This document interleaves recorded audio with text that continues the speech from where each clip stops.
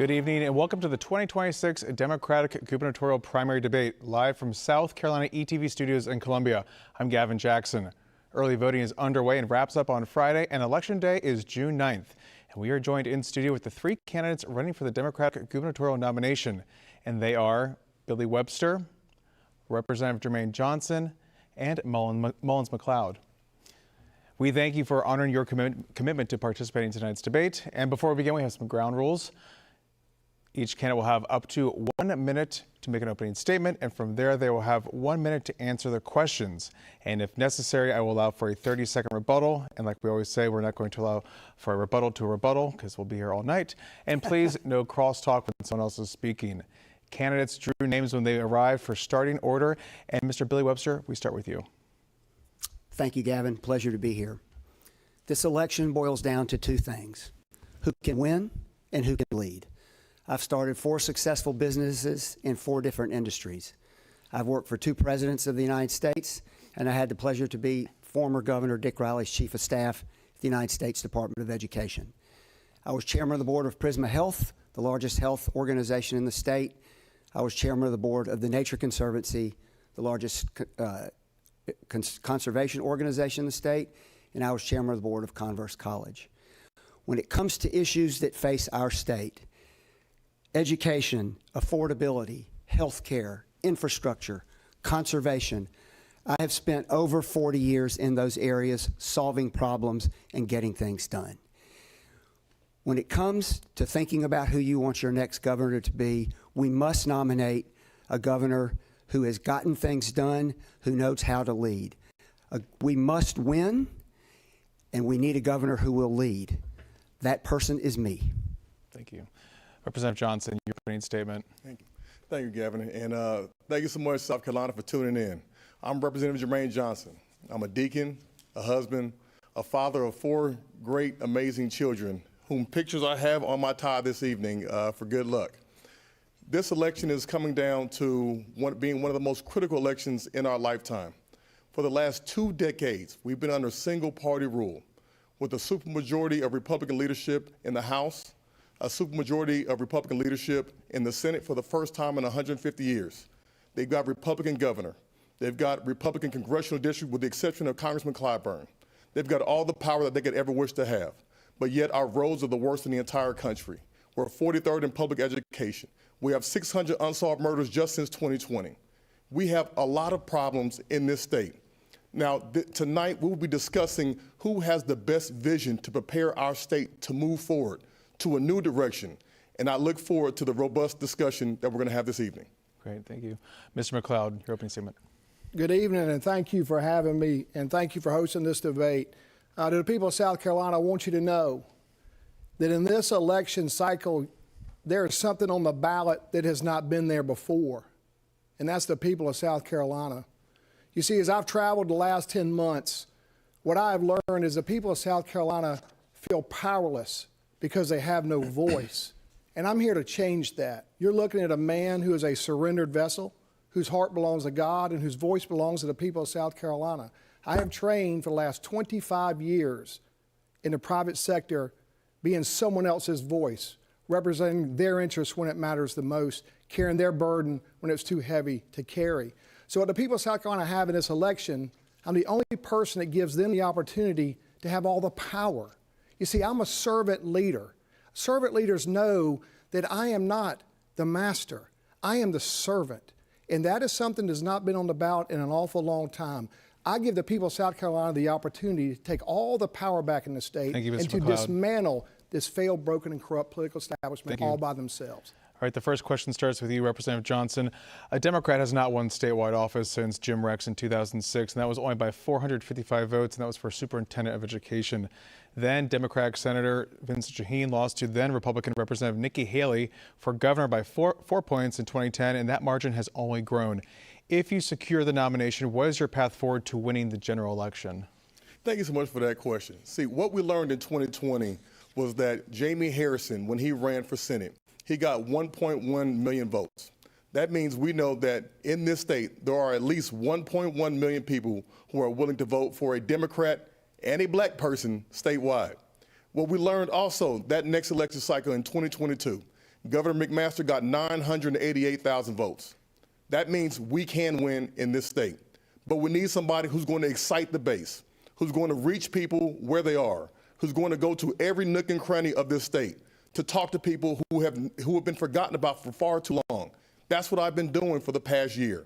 I've been going to places where they have never seen a candidate before, and people are fired up. They're excited. They're ready for something new. They're ready for something different. And I think the people of South Carolina are ready for a new South Carolina. Thank you. Mr. McLeod. Thank you. So here is the unfortunate reality of this trap that has happened to the people of South Carolina. The corruption in our state is bipartisan. When Mr. Johnson talks about the majority has been the problem, he fails to tell the people that he has voted with that supermajority more than 90% of the time. And it's not by an accident. Here's the problem. These for-profits who are not created by God, they were created by man. They have been greasing both sides of the political track for longer than I've been alive. So what happens is these politicians in this political establishment, they serve their for-profit master instead of serving the people of South Carolina's interest, instead of protecting the people of South Carolina's interest. One of the clearest examples is in the 2025 legislative session, the role of state government is to protect the people from the power company preying upon them and jacking up their power bills. But Mr. Johnson, along with his supermajority friends, voted to increase everybody's power bills in this state. Thank you, Mr. McLeod. Thank you. You want to rebut that? Absolutely. So it's hard to throw rocks when you have not been in the fight. I work directly with the conservation voters of South Carolina, with the Energy Justice Coalition, and with members of the Sierra Club to put amendments in that bill to take it from horrible to a little bit better. And when you're in the super minority in the State House, that's all you can do, is help alleviate some of the pain of the people of South Carolina.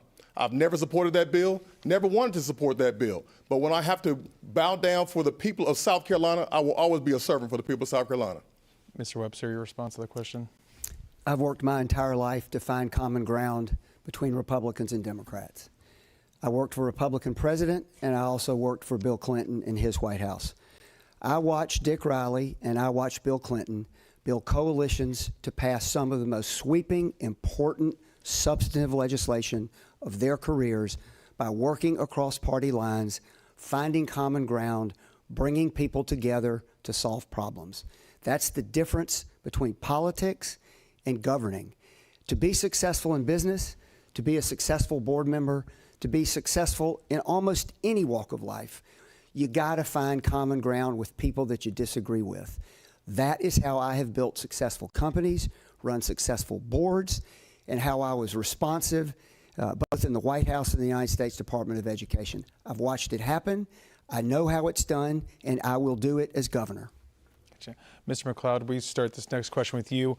And piggybacking on that first question, to that effect, if you were to win the November election, you would be working with a Republican supermajority in both the House and the Senate. How would you get your agenda accomplished under those circumstances? So here's the thing. More politics is not the answer. Bipartisanship is not the answer. What has been missing, the reason why nothing changes, is because the people of South Carolina do not hold the power that is rightfully theirs. And that's what my campaign is about. You know what's been missing?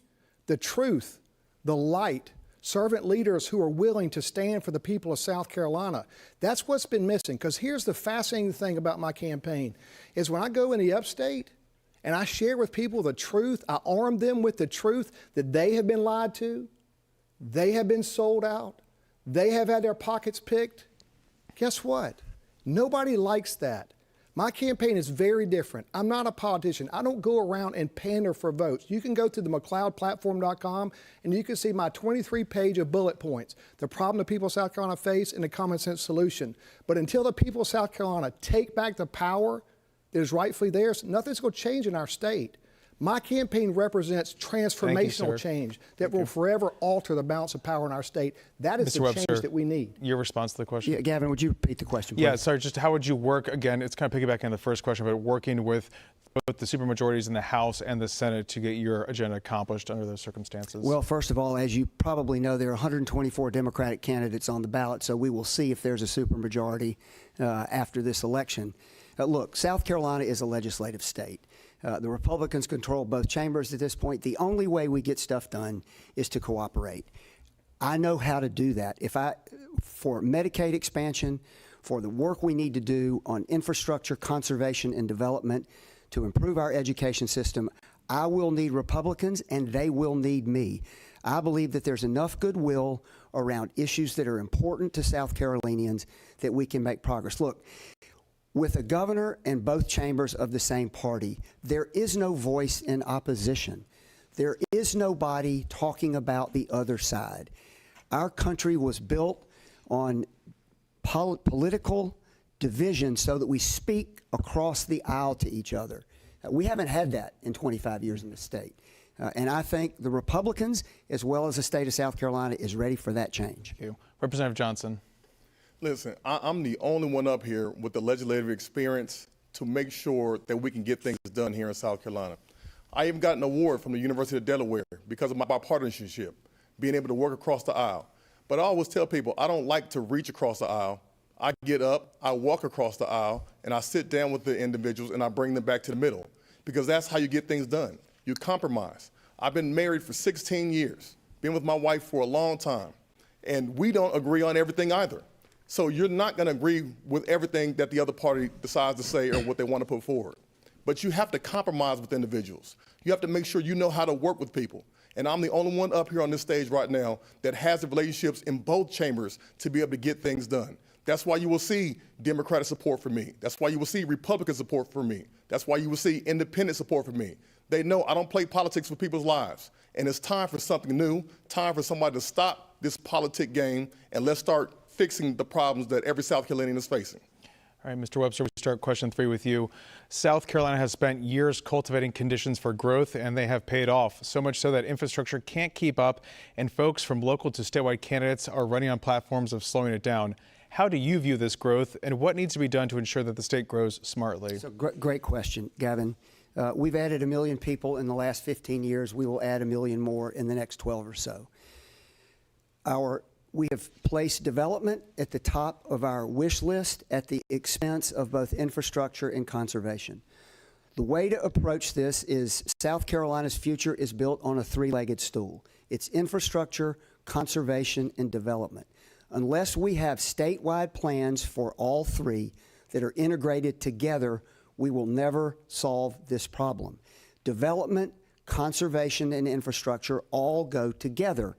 I will call for a blue ribbon panel as soon as I'm elected, bring leaders from each of those sectors, development, conservation, Department of Transportation, and other infrastructure entities.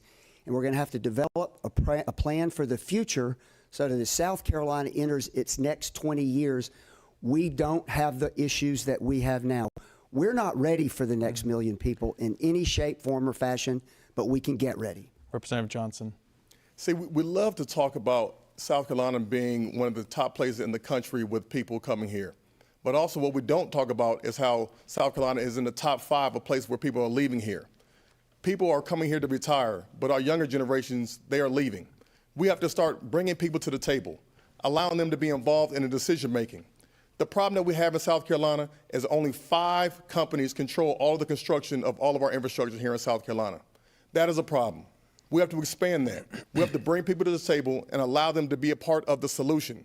We don't know everything, and that's why we have to have citizens review committees, people to do audits on DOT, to see where our money is going and how the infrastructure is being planned and developed. We should not be playing favorites here in South Carolina about which road gets paved and which bridge gets repaired. We have to actually start having people, having a plan, and talking about what it is that we're going to do for the people of South Carolina. Mr. McLeod. Yep. So it's real simple. We cannot continue to be the fastest growing state in the nation. And what's happening is we're not growing as I think about growth. We have children. They go off to school. They come home. They have children. And our families grow, and therefore our state grows. You know, I'm a son of South Carolina. When I think about growth, that's the way I think about it. That's not what's happening to us. We are being developed by out-of-state for-profits. And what is happening is private equity, they are a backstop for these tract home builders that come in and build large supplies of single-family homes, and then they list them at prices that our citizens cannot afford. But the tract home builders don't care because they have private equity comes in and buys the inventory as the backstop. So we can slow down that development by simply banning private equity firms like Mr. Webster's from purchasing single-family homes in South Carolina. Because once the builders have skin in the game and they don't have that backstop, they're not going to build inventory that our market will not sustain. Thank you. That will slow down growth. Thank it you, will Mr. improve McLeod. congestion and our quality of life. Would you like to respond, Mr. Webster? Yes, please. This happens too often. At a prior debate, Mr. McLeod said I was chairman of the board of the largest for-profit hospital in the state. Prisma has been a community not-for-profit hospital its entire life. I don't own a private equity firm. Most of the things Mr. McLeod says about me are just water vapor. I don't know where they come from. I don't know where they go. And if you're going to be on the stage and run for governor, you better start checking your facts. What you just said is patently false. So you don't have anything Mr. McLeod, we're not going back and forth here. Mr. McLeod, we're not doing that. Well, he just looked at me and asked me a question. There's no rebuttal to a rebuttal. We talked about this before. Representative Johnson, this question goes to you.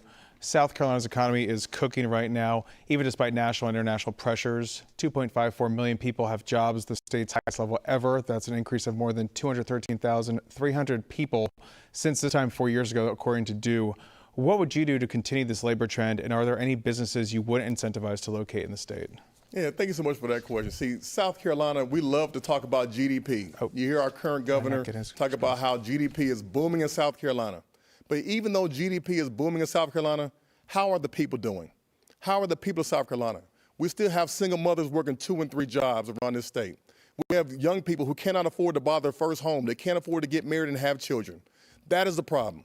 When I'm governor, I'll make sure that we define the success of South Carolina, not by how big businesses are doing, but how its people are doing. And I would like to see businesses come to South Carolina, but not at the expense of the people of South Carolina. What we need to do is give those same tax breaks that we want to give to big businesses. We need to give those same tax breaks to small businesses, to the small businesses who have the mom and pop shops, the community hubs that are trying to do things for the people of South Carolina.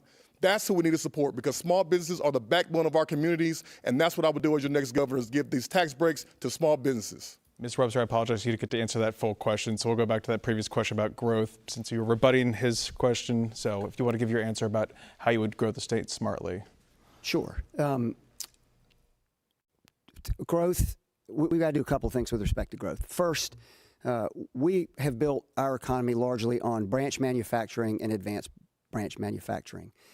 We need to begin to recruit R&D companies as well as corporate headquarters. The next generation of corporate growth here will depend on a different kind of company coming to South Carolina. And what we must do that we have not done recently, all of the incentives that we negotiate, we must negotiate the impact of these companies and their costs associated therewith, which is to say their impact on conservation, their impact on infrastructure, the impact on schools.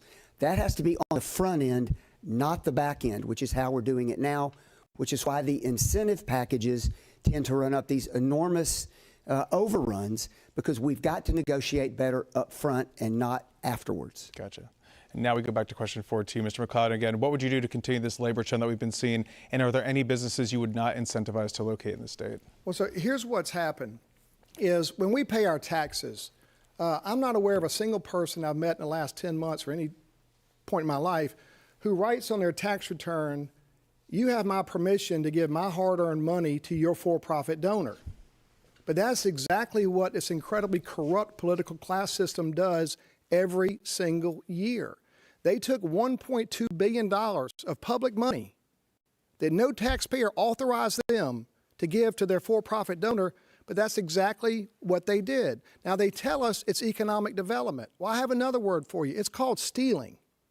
You see, when I'm governor, public money will only be used for the public benefit, and any unused portion of those funds will be returned to guess who? The taxpayer, because that's the person who earned that dollar to begin with. They don't respect your money. They take your money and then give it to their for-profit donors, and that's how they stay in office. This system is incredibly corrupt, and I'm here to turn the tables over for you. Gotcha. Sorry. we go back to Mullins right now? Did we get to you, Billy? It's your response? My response Yeah, sorry. I'm all thrown off. Yeah, it's okay. Yeah, the labor and incentives and any businesses you weren't allowed to locate. Yeah, sure. So The rebuttals, I'm not used to them. It's okay. Yeah, so look, to start with, almost every candidate in this gubernatorial election on both sides has talked about data centers. We do not need to incent data centers to come here.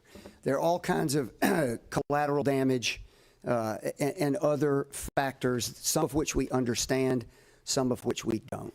We need a rolling one-year moratorium on data centers until we understand better if there are benefits or if that technology changes, which makes them desirable for the state. Right now, the answer to that is a solid no. So we don't need to be given any tax incentives to data centers. We also need to be much more careful that the corporations that we recruit are prepared to pay their own way. And as I said in the prior answer, Gavin, that means what are their impacts on conservation, on our clean water, our beautiful places that make South Carolina unique? What's their impact on the school system? What's their impact on infrastructure? That all has to be accounted for when we recruit businesses.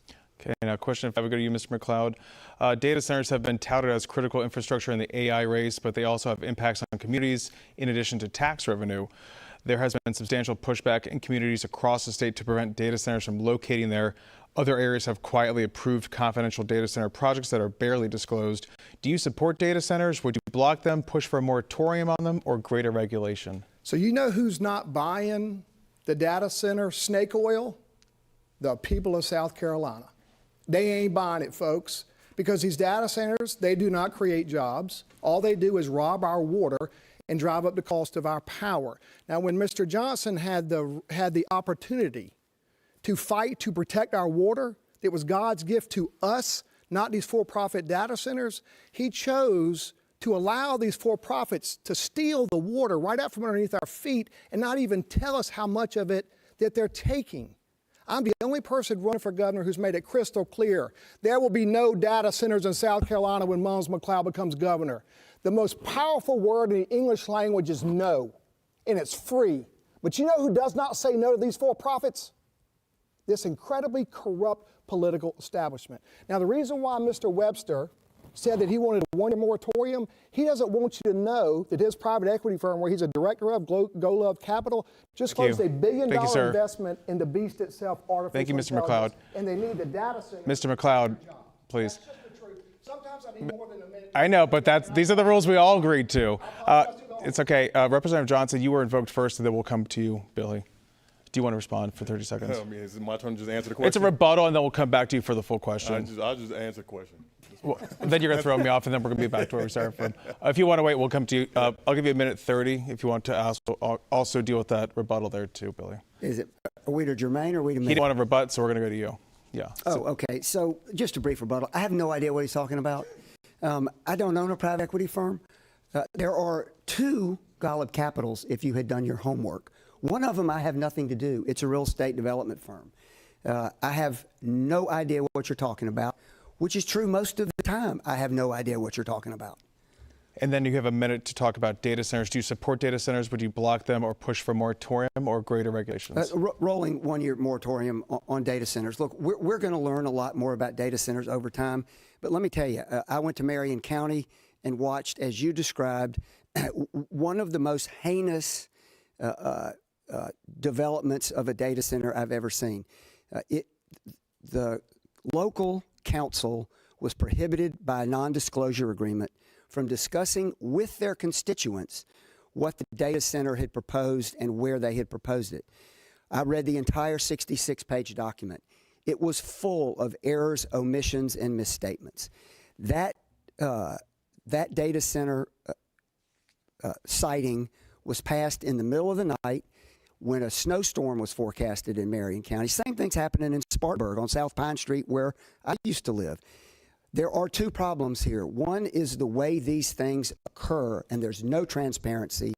The other is the effect that they have on our local communities, farms, and environment. Gotcha. And Representative Johnson on data centers. Thank you so much. Listen, I don't know what Mr. McLeod is talking about, but I'm the one who introduced a joint joint resolution to put a moratorium on the issuances of any permits or the construction of any data centers in South Carolina until the General Assembly puts guardrails up and deals with the situation. We have to know about the technology. We have to know about where they're going and how they're going to be doing it. I'm the one who coined the phrase BYOE. If you're going to come to South Carolina, bring your own energy. You cannot come here and use up our resources. You cannot come up here and drive up our energy costs. I've been in all of our caucus meetings talking to Dominion Energy, Duke Energy, talking about what they're going to do with data centers and how is it going to have an effect on the people of South Carolina. I've been the spokesperson for conservation voters of South Carolina against all of these different issues that we have with data centers and energy costs. So I've been a fighter for the people for a long time. You have to know how to work with the people in the General Assembly if you want to stop some of the craziness that's coming down the pipeline that's going to affect the people of South Carolina. Gotcha. Question number 6 starts with you, Mr. Webster. Based on the Annie E. Casey Foundation's 2025 Kids Count data, South Carolina ranks 34th in education, and it finds that 68% of 4th graders are not proficient in reading and 76% of 8th graders are not proficient in math. How do we improve education outcomes for these critical metrics? Sure. So we have to start with the fact that Jim Hodges' First Steps program, which was a wonderful idea at its time, has been underfunded and underemphasized. We have to reinvigorate First Steps so that when kids come to school, they're ready to learn. The second thing, we have adopted a different reading standard. It's called the Mississippi Model, which has made some progress over the last 3 or 4 years since it's been implemented. It has not made enough. We have got to hold our schools accountable for progress. The other thing we have to do is we've got to let our teachers teach.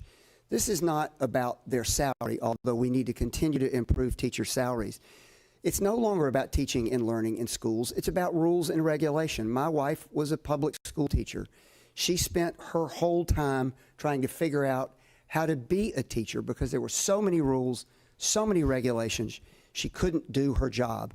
But we have got to restructure First Steps so that it works like it was originally intended. Thank you. Representative Johnson. First off, we used to be able to say, thank God for Mississippi. We can no longer say, thank God for Mississippi. Mississippi is now in the top 10 of public education in this country. A few months ago, I went to the Democratic Governors Association in Arizona, and I met with the lady who was responsible for overhauling Mississippi's public education system. We need universal pre-K for the entire state. We need to help these kids to be better prepared out here when they want to go to school and when they want to learn how to be proficient in things like math and reading. We have to make sure we're investing in these younger generations because these younger generations, they're not only the future, they are the present. And how we do that is by doing a full-on public education audit. We have to compare the rural well-performing schools with the rural poor-performing schools, the urban well-performing schools with the urban poor-performing schools. We have to look at the administration overhead. We have to look at teacher salaries. And one thing that I did in the past, I became the substitute teacher. I went into the classroom, and I wanted to learn exactly what was going on with the teachers. And I talked to them about their issues, and I'm prepared to make sure we address this.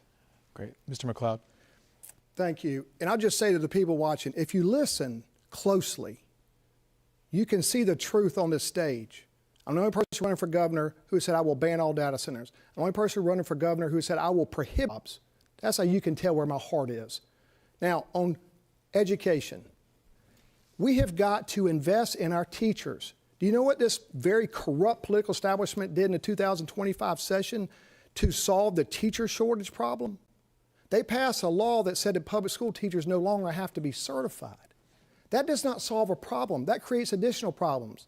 That's why within 30 days of me announcing my campaign, I said when I'm governor, our public school teachers will make between $85,000 and $100,000 a year. And guess what? We have the money to do it. It will take $1.2 billion to get our public school teachers to a $100,000 a year salary. And you know what we do? Once we invest in them, we let them teach.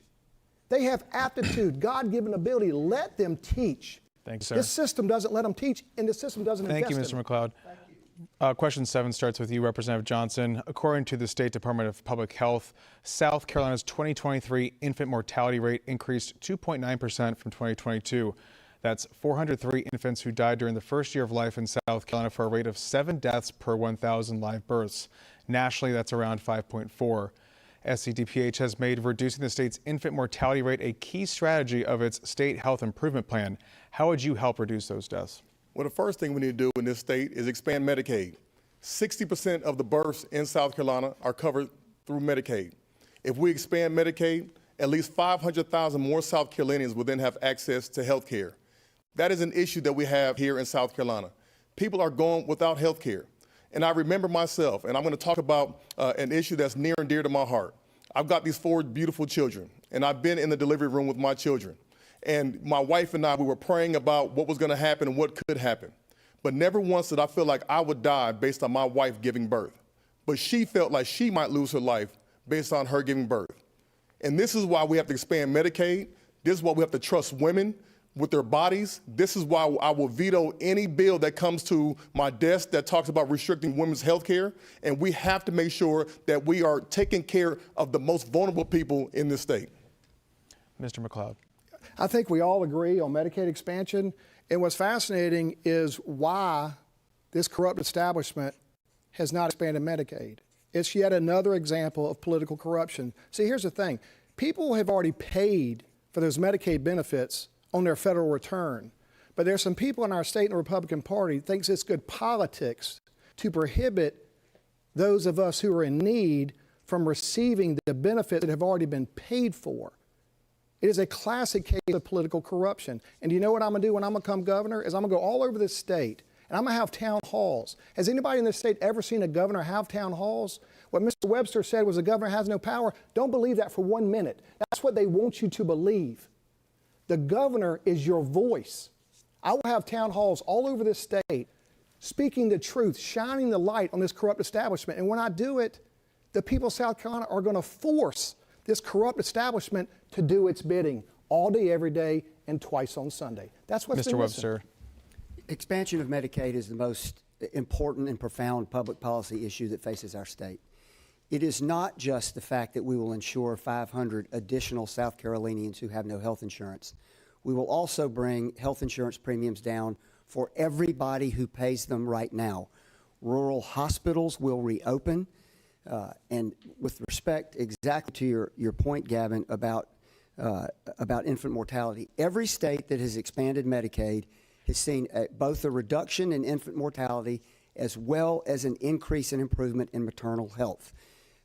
Every rural and underserved community has a disproportionate population of uninsured South Carolinians. Medicaid expansion will do more for this state and the social and socioeconomic issues that we face than any other single policy choice.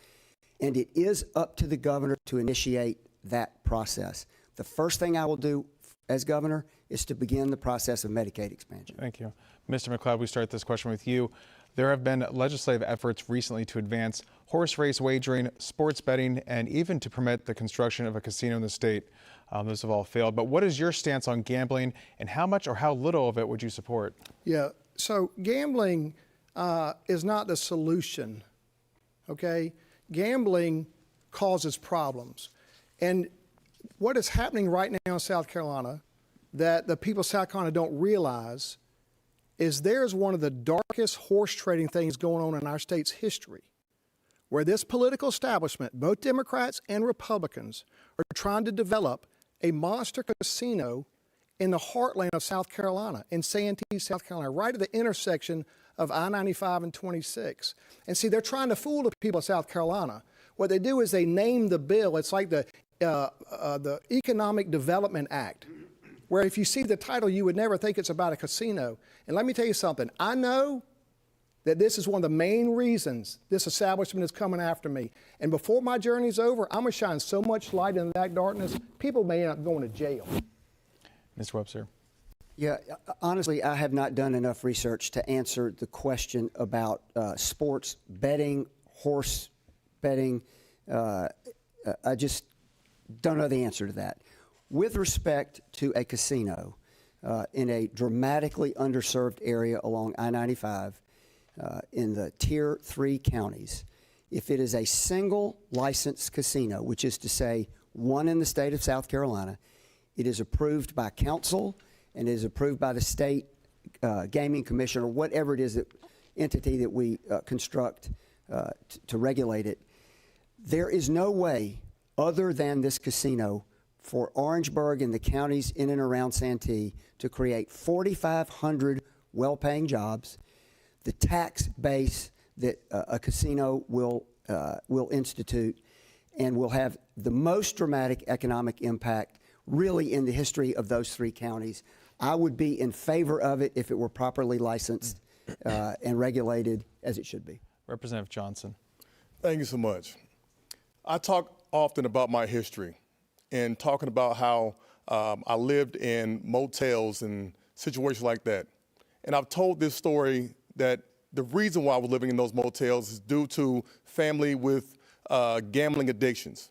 So I have a personal issue with gambling. But we have to be honest here. Gambling is happening right now in our state. People all across the state right now are gambling on this election right here. If you don't believe me, just go look at Cowshe online right now, and you will see that people are taking wages on this election right here. I would have to look at the bill. I would have to study it. But if they are going to pass something where it has to deal with gaming, where it has to deal with gambling, it's going to have tremendous guardrails, things to protect against human trafficking and drugs and crime, the things that come up and down I-95. We have to make sure we are protecting our citizens first before we start going out to look for a profit for corporate, businesses. Mr. Webster, this question starts with you. Medical marijuana is not legal in South Carolina, but the Department of Justice just moved to reschedule medical marijuana products from Schedule 1 to Schedule 3 controlled substances. I've asked everyone during these debates about this question because I think a lot of people are interested, but would you support or block legislative efforts for medical marijuana in the state? Also, would you sign a bill to ban or a bill to regulate hemp-derived THC drinks and gummies? And also, what about recreational marijuana? So with respect to medical marijuana, my ex-wife had a very aggressive form of breast cancer. I spent the better part of a year and a half at MD Anderson. I know the value of medical marijuana as a palliative for pain in the cancer setting. I am in favor of prescribed medical marijuana use just for that reason. I watched its effectiveness. With respect to THC products, as you probably know, the Federal Drug Administration, through a bill that Mitch McConnell filed, has moved to regulate and federally preempt state regulation such that in November, unless legislation is passed to stop it, THC products will be regulated by the federal government. If that fails, I would be in favor of strict regulation only after I had a whole lot more information than I do right now about the dangers of those products as well as their impact on minors. Representative Johnson.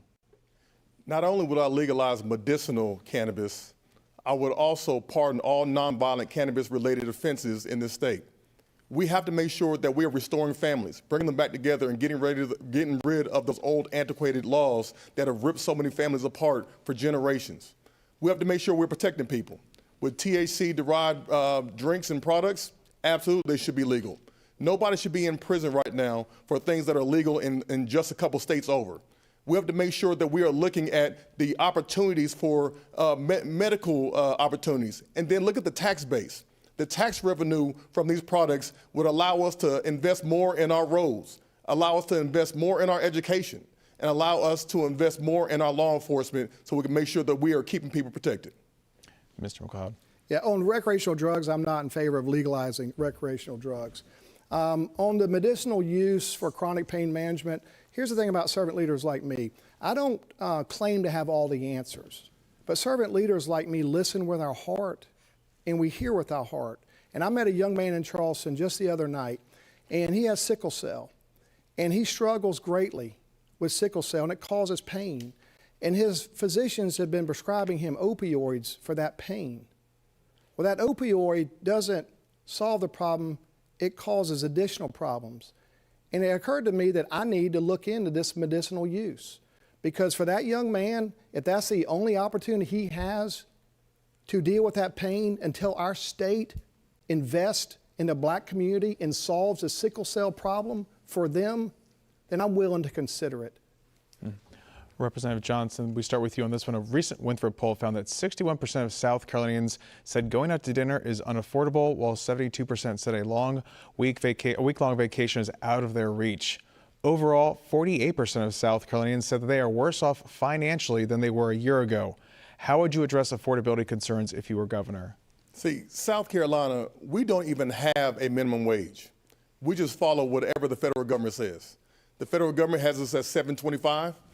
Tomorrow, if the federal government wanted to go to $3.25, South Carolina would then be $3.25. We need to not only establish minimum wage, we need to establish a livable minimum wage. And I want people in South Carolina to imagine going to your one well-paying job and coming home to your safe neighborhood after picking your children up from a well-performing public school. That's what I want to see for you in South Carolina. In order to address that, it starts with establishing a livable minimum wage here in South Carolina and looking at the tax incentives that we have for these small businesses in the state so that they can put more money back in these people's pockets. They should not be utilizing their money to spend on these big insurance companies that are making all the money off of the people. We need to be forcing these insurance companies to bring the premiums down so we can keep people's money in their pockets. Mr. McLeod. Yeah. So here's the truth, folks. South Carolina is one of only 5 states that does not have a mandatory minimum wage far in excess of $7.25 an hour. Now, all 5 of those states are in the Deep South. I'm a truth teller. I don't think that's a coincidence. I think that's a ghost of our past that I'm determined to do away with, because I believe that the people who get up every day and go to work deserve to be paid a livable wage. I've called for a mandatory livable wage of $18 an hour. Now, I'm not picking on Mr. Johnson, but he's just my closest example. What politicians do is they're always trying to sell you on tomorrow for what they failed to do today. Go back and look at his record and see whether for the last 6 years he ever introduced a bill requiring a mandatory livable wage, if he ever took the floor in the House and fought and raised his voice to ensure that the people of South Carolina get up every day and go to work are paid a livable wage. What you'll find is he did not. In fact, he's not passed a single bill since he's been in the legislature, based Thank you, on Mr. my McLeod. research. Jermaine, would you like to respond? Yes, sir. Not only have I supported a livable minimum wage in this state on multiple bills, I also introduced legislation to make sure people who are in prison get a minimum wage. I want to make sure people are taken care of. They should not be slaves in the prison system. If we're going to have them doing the work for the people of South Carolina, they should be paid money so they can pay their restitution. I've been fighting for the people of South Carolina. I will continue doing so. And again, I have no idea what Mr. McLeod is talking about. Mr. Webster, your question about affordability. Sure. 4 things. First, Medicaid expansion is the best thing we can do to help citizens with the affordability crisis. It will not only allow them access to affordable health care, it will bring health care premiums down for all of us. Second, there is an insurance law on the books today called the Property and Casualty Excess Profits Law. It has not been enforced in 30 years. I will instruct the insurance commissioner immediately to begin to evaluate every single premium increase request from insurance companies. Third, we have capped the amount of tax abatement that we allow for affordable housing. It is killing that market. We must raise the cap and fund it so that affordable housing, whether it's on the coast all the way to Greenville, can be facilitated. Last, there's a lot of talk about suspending the gas tax. The gas tax pays for our infrastructure. If this ill-advised war continues too long, we may have to look at suspending the gas tax in South Carolina. Thank you. Mr. McLeod, question goes to you. We're keeping with Winthrop here. 55% of South Carolinians said people born in the U.S. to parents who immigrated illegally should not have birthright citizenship.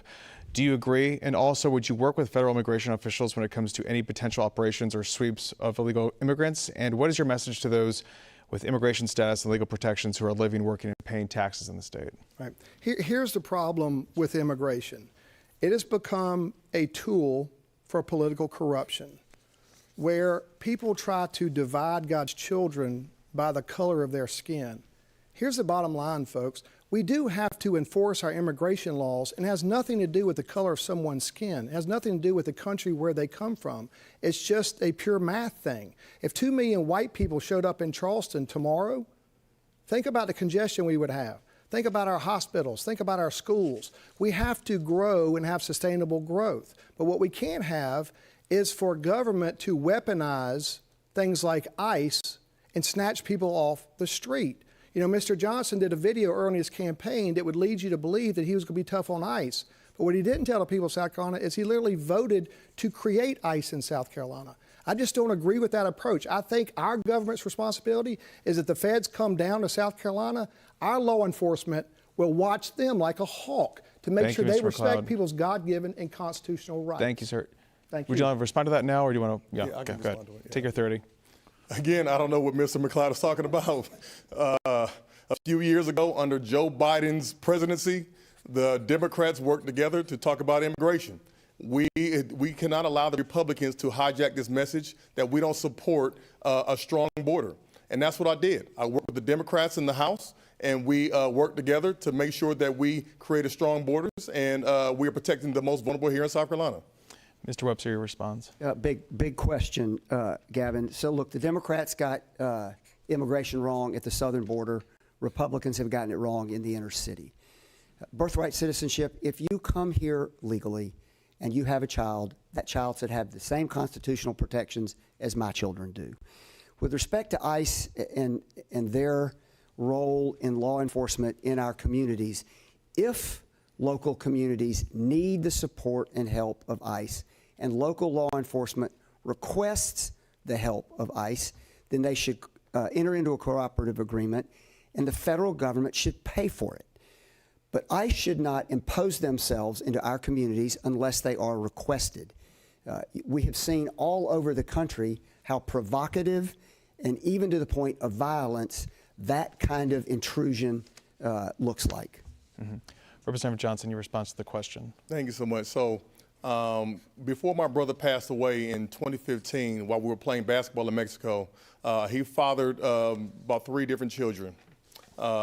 My sister-in-law would love to come here and visit with the family, but because of immigration, she has not been able to do so. I've got nieces and nephews right now that don't speak any English. Y por eso yo hablo español. I have to be able to speak Spanish to my nieces and nephews. This is the reason why we have to take this immigration policy serious. I would love to see strong borders. I would love to see South Carolinians protected, but we have to make sure we are doing it safely. And the way it's being done right now, it's not being done safely. We're seeing ICE go through the streets right now. Today, they were in Abbeville, South Carolina, conducting raids. That is not right, because if you look at somebody, you cannot tell if they are American or non-American. That is the textbook example of racism, and we cannot have that here in South Carolina. We have to work together to make sure we're protecting everybody. Mr. Webster, we start this next question with you. Do you think taxes need to be increased or decreased, and do you believe that South Carolina should go to 0 on income taxes? So real quick first, the one place we should reduce taxes immediately is we need to increase the homestead exemption from $50,000 to $150,000 to match what inflation has done to most people's principal asset. Moving on to the bigger part of your question, Gavin, I had a very smart Republican business partner who said to me, you can't cut your way to prosperity. We cannot eliminate the state income tax and even have a state that is recognizable in 10 years. The budget that's being about to pass in the legislature right now will have about a $14.4 billion revenue top line. The state income tax is 45% of that. You pick something you like, child care, health care, conservation, infrastructure. I don't care what it is, there will be no money to pay for it. Eliminating the state income tax is a talking point by Republicans. They've had 20 years to do it if it was such a damn good idea. Representative Johnson. Thank you. I'm going to concur with Billy over here. The Republicans, for whatever reason, continue to beat this issue home. This is their talking point that they're going to get rid of income tax, get rid of income tax. It is a lie. It is a talking point. They cannot get rid of income tax because that is literally half of our state's budget. What they are talking about doing is what the bill that they just recently passed in the General Assembly, they took it from 6% down to 5.1% for the most richest, wealthiest people in South Carolina. But what they didn't tell you is that there are 40% of South Carolinians who were already not paying income tax. They were getting it back in the form of a refund. They just took those 40% who were not paying income tax, took them up to 1.99%. And they will not even realize that they will not get the refund back that they got last year until next year when they file their tax returns. That is a problem. My plan calls for expanding that 40% to 70% of South Carolinians not paying income tax, and I know exactly how to get there. Mr. McLeod. Yeah, thank you. So this corrupt establishment does not respect the people who get up every day and go to work. And you can see it because, one, we don't have a mandatory livable wage. But two, this system that they have been profiting upon, people get up every day and go to work, have been paying for it. If you look at how much the people pay into the system, for every dollar we the people pay in, these large for-profits like Volvo pay a dime. Yet the people of South Carolina do not get what they bought and paid for, yet these for-profits get everything for free. I mean, right now in Charleston, the people of South Carolina are paying for Volvo to have its own dedicated railroad line from its $500 million plant where it pays no property taxes out to the CSX main line and down to the port. Yet we get our pockets picked every time we buy gas. They promise us better roads, but yet our roads still rank some of the worst, most dangerous in America. So I am for reducing the tax burden on the people and enforcing the laws on the books against these large for-profits instead of giving them a free ride to satisfy your own selfish heart and stay in office. Thank you, Mr. McLeod. Representative Johnson, this next question is for you. Corruption has been mentioned throughout this campaign and others in this cycle. Do you believe that there is corruption in Columbia? If so, what does it look like? Also, what needs to be done to rein in such problems? First of all, I don't think there's corruption. I know there is. I've seen it. I've been in the back rooms when I've heard these individuals make the deals and say they're going to bring something up and they're going to table it and they're going to come out there and sit in the committee meetings just to hear, to pretend like they're going to hear what people have to say. I've heard the chairman of certain committees say, hey, we're going to bring this bill back up in a few months and we're going to get to it, and it never comes back up. I've seen it. So, and I've been the victim of it myself with these individuals who have done some crazy things and put bad pieces of legislation up. What we need to do is we need to have stronger oversight in our government. We need to eliminate these backroom deals. We need to hold people accountable and make sure we're calling them out when they are doing the wrong things. And that's exactly what I'll do as governor. That's why we need to disrupt status quo. When you've got single party rule on all fronts right now, these people are not going to police themselves. When we disrupt status quo and put me as the next governor of South Carolina, I know what's going on. I will be able to call them out on both sides. Mr. McLeod, 1 minute to you. Yeah, so what has been missing is a truth and a light. And what has been missing is the people of South Carolina have no power. They're trapped in an incredibly corrupt political class system. What I'm offering the people of South Carolina is something that neither of these gentlemen can offer, that neither of these gentlemen have prepared their entire adult life to do. What I offer is to give the people of South Carolina all the power and take it away from this corrupt establishment. And I promise you, once the people of South Carolina have the power and they speak through this voice that has been trained for 25 years, we will force this legislature to do the people's bidding all day, every day, and twice on Sunday. These days of these backroom deals, it's over. There's been no light. Nobody talks about it. They campaign in the light and then they go in the dark and they sell you out. That's why nothing ever changes. You got a man running saying he's going to change it. He's voted with that single majority 90% of the time. And he wants to be your nominee. If that's what you want, he's your guy. Jermaine, do you want to respond to that really quick? Or? Yes, sir. Again, I don't know what Mr. McLeod is talking about. I am. Let him, please let him respond. I know, Mr. McLeod. Well, please let him speak what he wishes to speak. Please, I encourage you to look at my record. I'm literally the highest rated Democrat in the entire state house. So look at my record. There's nobody ranked higher than me. I am a Democrat through and through. But I've made no qualms about it. I have stood with Democrats. I've stood against them. I've stood with Republicans. I've stood against them. I stand for what's right. Yeah. And what happens to be right just makes me the highest ranked Democrat in the state house. Thank you, Mr. Webster. Yeah, just a brief rebuttal. The notion that 25 years of being a trial lawyer somehow prepares you better than my 40 years of experience across business, chairing boards, working for two presidents is just silly.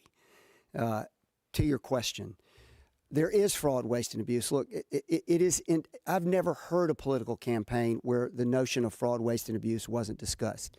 As Representative Johnson said, it exists, and we can name a bunch of places. The Judicial Screening Committee, which is largely populated by the lawyers that practice in front of the judges that they recommend, that has to change. The governor should have all of the appointments on the Judicial Screening Committee.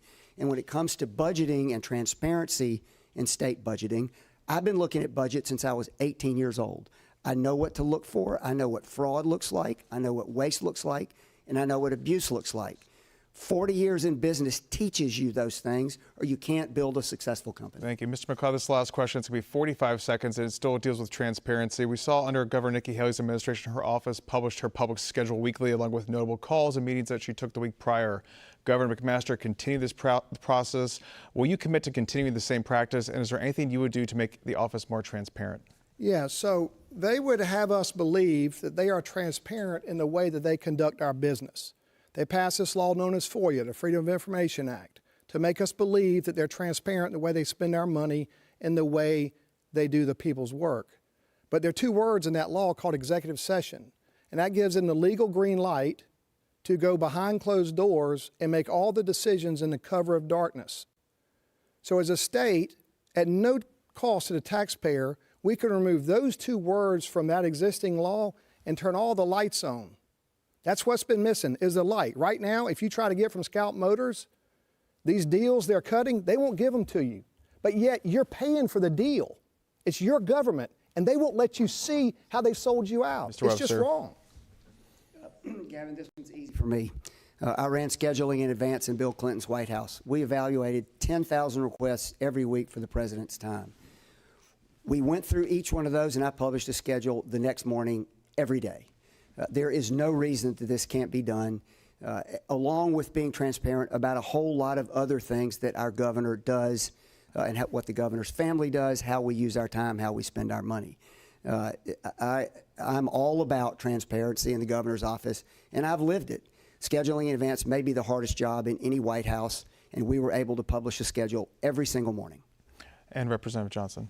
Absolutely, I would continue the transparency efforts, but also I would expand it. I would create citizens advisory councils for all of our critical departments for the entire government here in South Carolina, because the only way we can truly have people get more involved with our government and the civic process is by involving them in it. So we have to create, opportunities and spaces for them to have a seat at the table so that their voices can be heard and their concerns can be met, and we can find common solutions together. Great. Well, that was a fun, quick hour. We have to leave it there tonight, folks. It's over. I'm sorry, guys. But thank you to all of our candidates. You can watch this debate and more coverage at youtube.com/SCETV News. It's all right there. And you can join us on June 9th for our live election night coverage that starts at 8 p.m. We will also carry it on South Carolina Public Radio and on our social media platforms. I'm Gavin Jackson, and from all of us here at South Carolina ETV and Public Radio, thanks for tuning in, and good night. Of course.